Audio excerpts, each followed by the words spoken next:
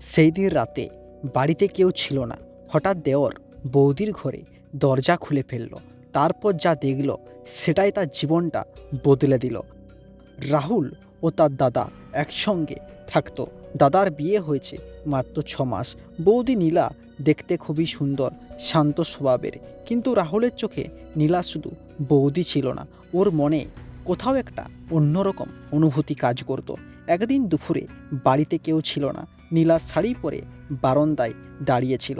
হাওয়ায় তার চুল উড়ছিল। রাহুল চুপ করে তাকিয়েছিল। নীলা বুঝতে পেরে বলল, কি দেখছো এভাবে? রাহুল হেসে বলল, তুমি খুব সুন্দর বৌদি। সেই দিন রাতেই রাহুল জল খেতে গিয়ে দেখল বৌদির ঘরের দরজা আধ খোলা। ও ভিতরে ঢুকলো। নীলা কাঁদছিল, কারণ দাদা তাকে সময় দিচ্ছিল না। নীলা বলল, আমি খুব একা রাহুল। এ কথা শুনে রাহুলের ভিতরের অনুভূতি আর লুকিয়ে রইল না। তারপর রাহুল ধীরে ধীরে নীলার হাত ধরল।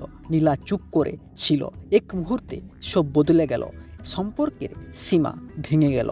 কিন্তু পরের দিন সকালে নীলা নিজের চোখে নিজেকে দেখতে পারছিল না। সে বলল, আমি ভুল করেছি। রাহুল চুপ। দুজনেই জানতো এই সম্পর্কটার কোনো ভবিষ্যৎ নেই। এটা হচ্ছে নিষিদ্ধ সম্পর্ক।